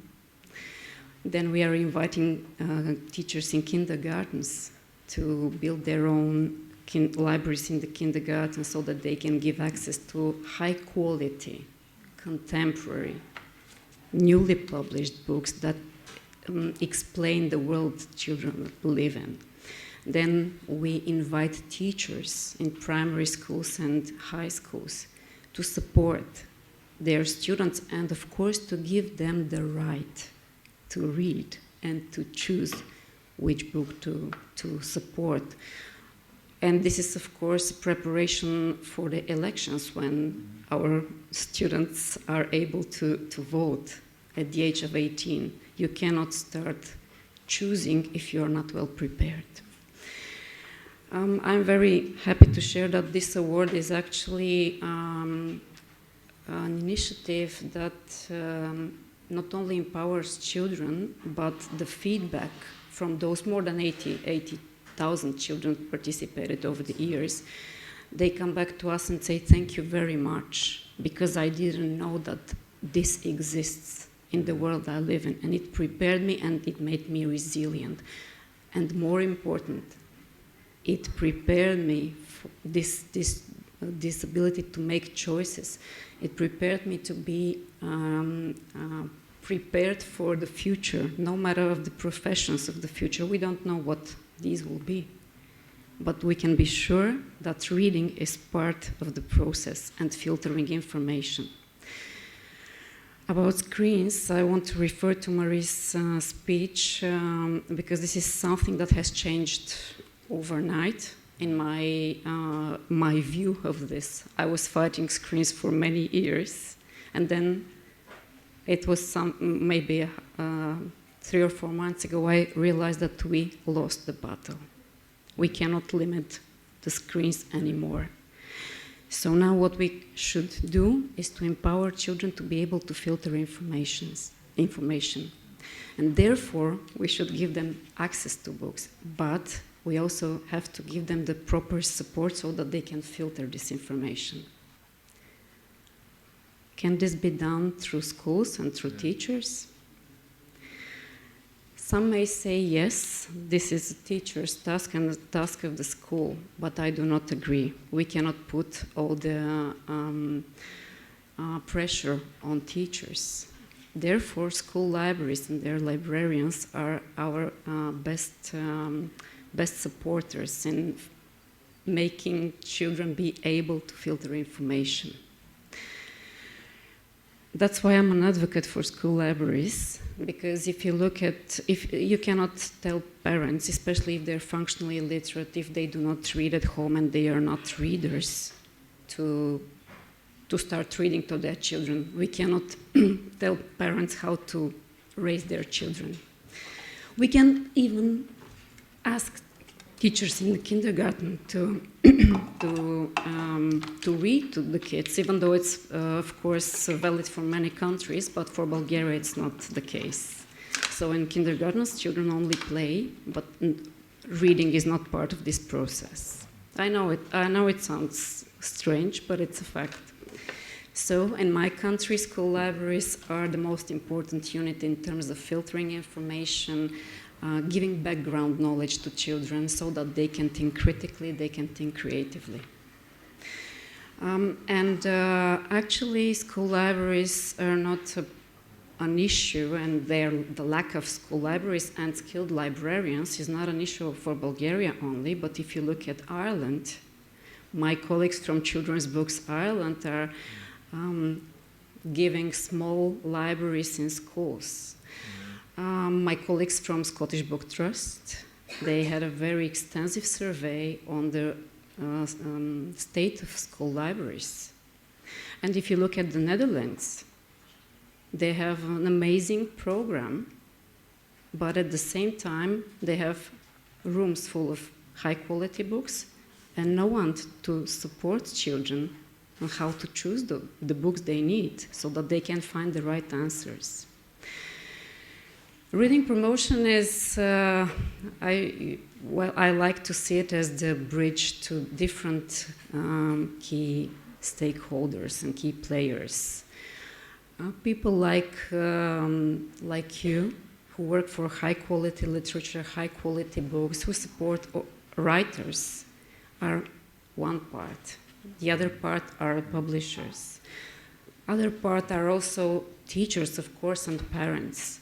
But reading promoters are those who can test, who can use scientific-based programs and knowledge so that we can support your work. And I think I can stop here because I can share a lot more in different directions, and I'm a bit confused what will be interested for you, but I will be here during the break, so thank you. And just remember that the main question is how can we turn non-readers into readers? This is what our mission actually is. Otherwise, evolution, I think, we will not exist anymore. There is a joke about the dinosaurs that they were not readers, so that's why they're extinct. Let's do this together. Thank you.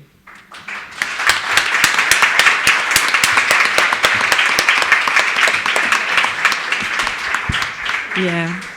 Thank you, Valentina, for this interesting and helpful input, and it connects with Eva Bergmann's speech as well, that we need also investment into school libraries. And I can tell you that also in Germany we don't have a school library in every school, and there's no possibility to realize this very soon. But hopefully we will go closer to the goal. And you talked about scientific-based knowledge, and this is the moment for our next speaker, Mateusz Swieclecki.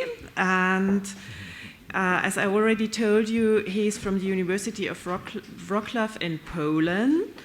And well, his last study or book published, his most recent book is entitled Next Generation Memory and Ukraine-Canadian Children's Historical Fiction.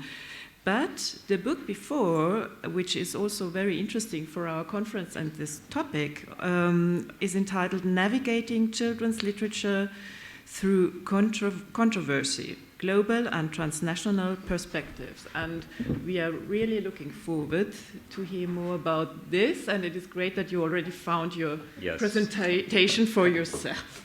Yes, thank you so much. Thank you. I would like to thank the organizers for organizing such a wonderful event, and I would like to thank you for inviting me. Being here is a great pleasure. And yes, you're right. One of the books which I co-edited, Navigating Children's Literature Through Controversy, discusses such issues as controversy, censorship in children's literature, in the context of children's literature and YA literature. So I highly recommend checking it out. But some self-promotion, my latest book is actually Fieldwork in Ukrainian Children's Literature, which I co-edited with Anastasia Olanovich. It has just been published. It's the first Anglophone introduction to Ukrainian children's literature. The publisher is Routledge, so make sure to check it out if you want to learn more about Ukrainian children's literature. And there is a link. So it's not just selfish self-promotion. There is a link. And I would like to make some links to the previous presentations, and I would like to thank the previous speakers for their fantastic work, fantastic presentations, but also the amazing work. As a scholar, as an educator, I really value your work. I think that it's also important for us scholars to know what promoters, publishers, and activists are doing. So as I have already said, and as Doris has so kindly said in her introduction, I am a scholar, but I'm also a teacher and educator, and I work at the Institute of English Studies. So I predominantly teach Canadian and American children's literature and culture, but I also teach classes at the Department of Pedagogy, where I teach future kindergarten in early education teachers, and I teach classes on picture books and introducing difficult, complex topics with the use of picture books, topics like death, war, LGBTQ plus themes, and so on. And originally I wanted to talk about LGBTQ discourses in Eastern and Central European children's literature, which is the topic of a chapter which I contributed to the Routledge Companion to Children's Literature and Culture. It is a chapter in which I write about the different approaches to LGBTQ plus themes in Poland, Ukraine, Russia, and Hungary. And I argue that the same books can generate different responses. But instead of summarizing this chapter, because I have 10 minutes, not 45, so I cannot read the chapter, and I don't have enough time to really summarize it. I can just recommend reading it, and I can do something different, which is or will be connected to the chapter. So, the links. A few weeks ago, I came across a post on Facebook, a post by a Canadian author some of you might be familiar with, Marcia Forchak-Skripek, who is best known for her award-winning novel Making Bombs for Hitler, or Don't Tell the Nazis. So these are historical novels. She has also published books about the Armenian genocide in the Holodomor, the Great Famine in Soviet Ukraine, and so on. So her latest book, Under Attack, which is the first volume of the Kidnapped from Ukraine series, it's not a historical novel, but it reads like a historical novel. So in her post, she complained about an Amazon review. And let me read this review, okay? It's a review posted by the mother of a 9-year-old boy. The book was offered at my child's school book fair. I was scanning his choices. He, a 9-year-old, is an avid fan of historical novels with war themes. Plus, our heritage is in Ukraine and in Russia. This would have been a great choice. But thankfully, I happened to flip to the page in the photo, and there's an attachment. The chapter starts with the characters being interrogated by a soldier. If I didn't happen upon this page, I would be explaining to my child what a lesbian is and why some people are offended by that. This is unacceptable. 8 to 12 is a tender age, not an age to talk about sexual preferences. Completely unnecessary. Just grateful that his school immediately corrected the error and pulled the book from the shelf. And this comment made me think about the fact that we're living in an era in which the sole mention of the existence of lesbians is more triggering than a genocidal war. You know, this is a book about the ongoing Russia-Ukraine war. Already in the first chapter, the 12-year-old protagonist witnesses death and destruction. It's set during the siege of Mariupol. So what is more triggering?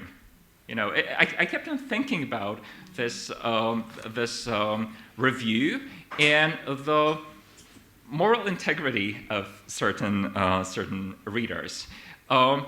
And I kept on thinking about going all the way back to the 80s, the 90s, because I grew up with hope. So when I was a teenager, when I was an adolescent, I had this hope, so things were getting better and better and better.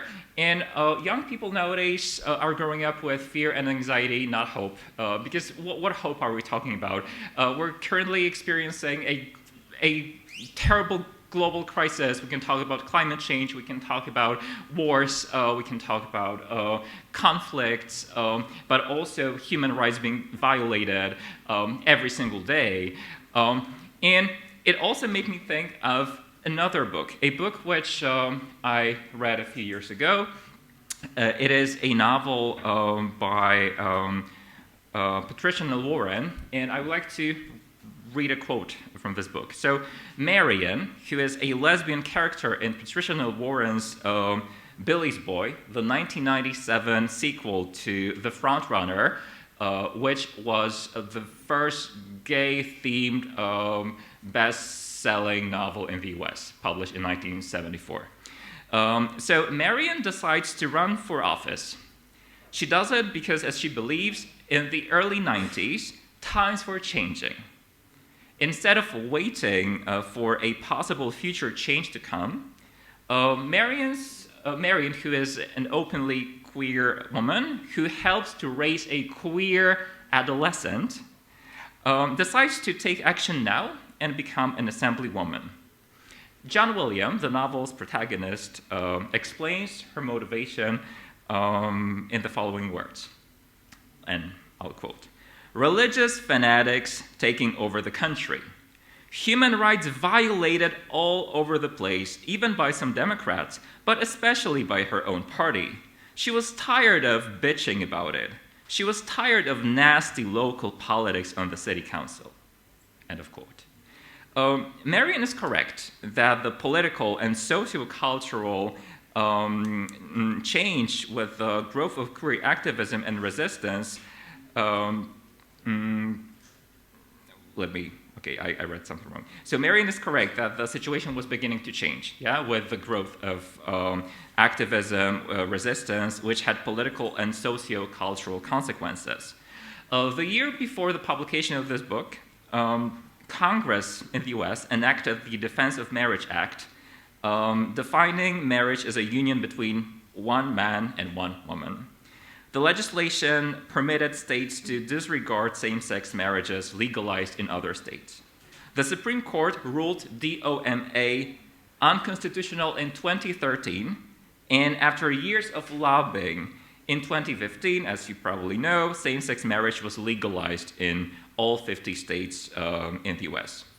Marriage equality did not improve the situation of LGBTQ+ Americans, but it was a major milestone in the fight for queer rights and visibility. Unfortunately, Marion's observations about religious fanatics, violations of human rights, and nasty politics seem to reflect the current state of American and global politics, with the spread of right-wing extremism, anti-gender movements, promoting traditional, that is, heteronormative family values, and openly attacking queer activists, educators, researchers, and authors, whom they frequently accuse of grooming children and adolescents. In the last 4 decades, the representation of the LGBTQ+ community in Western politics, the media, and literature, including children's and YA literature, has gradually increased. Thus, even with growing homophobic agendas, present-day youth in many countries, but not everywhere, but in many countries, have unprecedented access to openly queer role models and mainstream narratives with major LGBTQ+ characters, such as those in Alice Osman's Heartstopper series and its Netflix adaptation.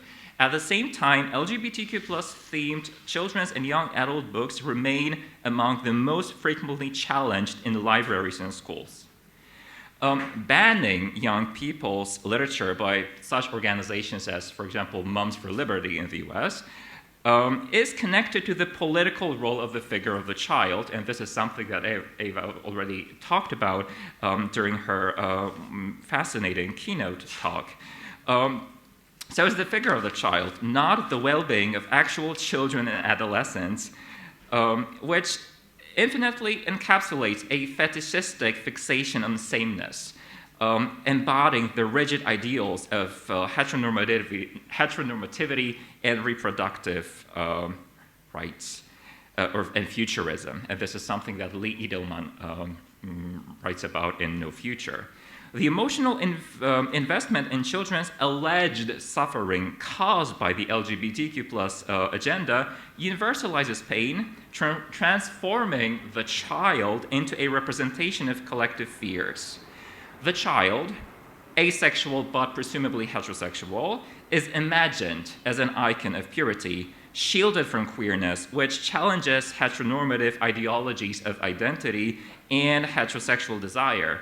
Such a protectionist stance eclipses genuine engagement with the complexities of growing up, particularly for queer youth, whose experiences defy the sugar-coated narratives upheld by heteronormative culture. While right-wing extremists talk about their alleged fear for the well-being of children, it is queer young people whose books are banned and rights denied who continue to grow up even more anxious than their, of course, already anxious peers. And there are many other things that I would like to say, but I'm not sure if I have time, but I assume that I don't. Let me just say that I agree with everything that has been said when it comes to the importance of libraries, but I also really believe in listening to young people and listening to young people's voices, and I'm sure that this is something that Nick and Farivo will talk about later on during their presentation on Seen and Heard. As scholars, as educators, as promoters, we should listen to young people, and I also personally do not believe in censorship. There is a difference between selection and censorship. And I think that sometimes the line is thin, but when we cross it and when we start censoring things, we're doing the wrong thing. So let's select good books. And thank you so much.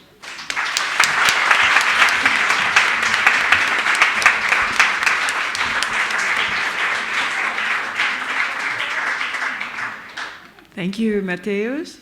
And thank you to all our speakers who really stick to the time frame.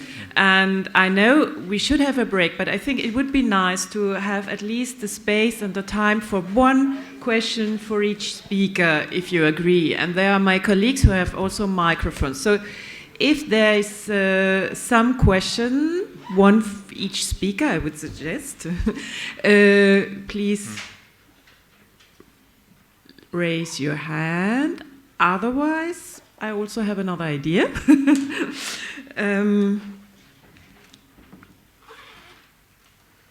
Okay, no questions, which is also fine. I have a question to all four of you. So you have introduced so many different and also close topics, one to another. We see that everything is also linked. And if there was a fairy appearing right now here in the room and you had one wish free for reading promotion, which one would it be? Reading promotion and for your work in specific. A wish? Yeah, one wish. A global translating machine. That would be Oh! So I don't have to worry too much about getting things translated so they can be, to reach all the children that it needs to.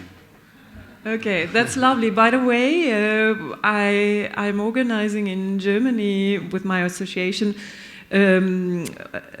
translators workshops, and I can tell you, translators can be gatekeepers as well. Okay.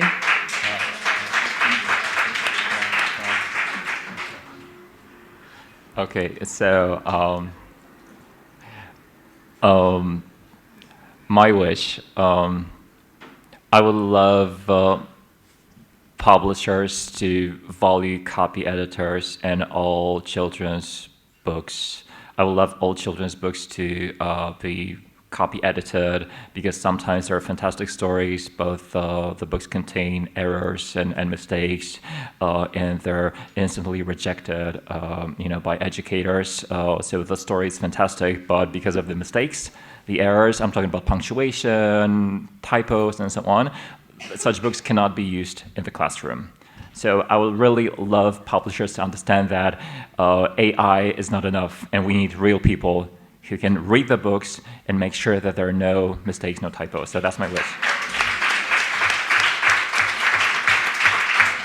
Thank you, Matthäus. This connects with Eva Bergman's right to culture as well. And Valentina is impatient. She has her next wish. I wish for all people working with books and children to have a common definition of reading, because this is our main problem.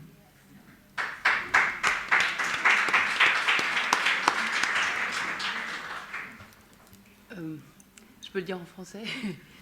Yeah, there was my colleague Hasmik who would be ready to translate. Our standby translator for Marie's wish. Alors moi, ce que je voudrais, c'est qu'il y ait des lieux où... You can speak with the mic. Someone might understand French as well. Professional translator. Yeah, but... soit que le livre soit un prétexte pour se rencontrer dans beaucoup d'endroits entre 20 gens et que Je dis ça déjà. Marie is saying that she would like the book to be a reason for people to meet from everywhere. It's a place where you can encounter other people, whatever they come from and whatever that place is.